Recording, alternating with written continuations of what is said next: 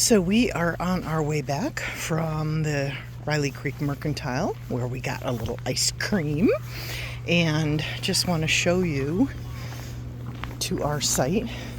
There's a nice trail that goes all the way through, cuts through each of the loops. We're in Caribou, which is the furthest one from the Mercantile. And then you have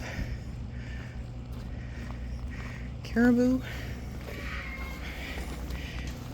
and Bear and Wolf Loop. Right.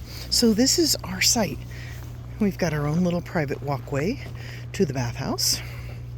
We're on basically an end site because of that.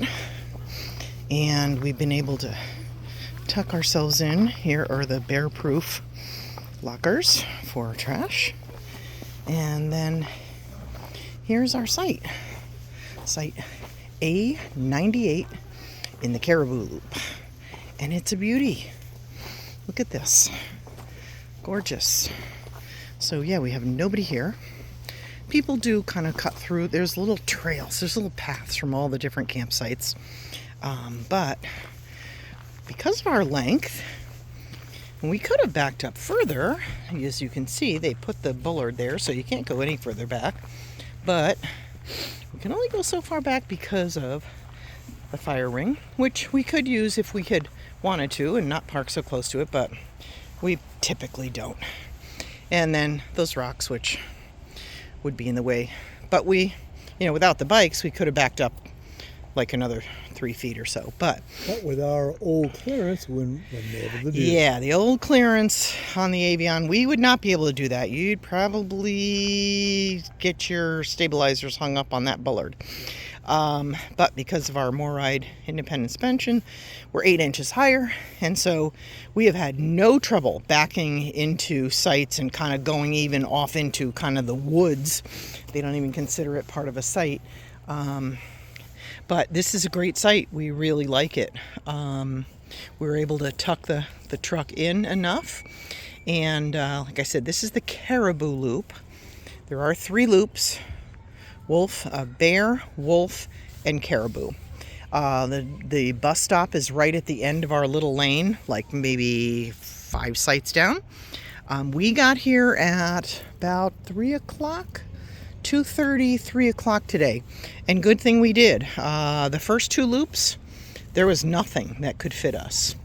But we got here and we saw this one, and I hopped out because it is first come, first serve. There is no assigned spaces. You rent the size that you need, which is an A size for us. Unfortunately, what we're also seeing is there are a lot of people who rent an A site because they want the bigger site and space, but they don't need it. They have a tent, or they have a Class B van or a small C, and that's really disturbing because those of us with bigger rigs, now we have nowhere to go. So we're thinking they got to do a little something different with that. But Riley Creek Campground at Denali National Park. It's a beautiful campground.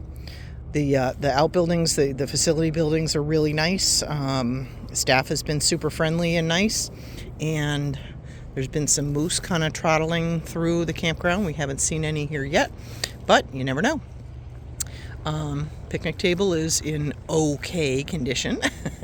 It could be replaced. It definitely could use some replacing, but anyway, we're happy with it. It's with my senior pass, I think we're paying $22 a night.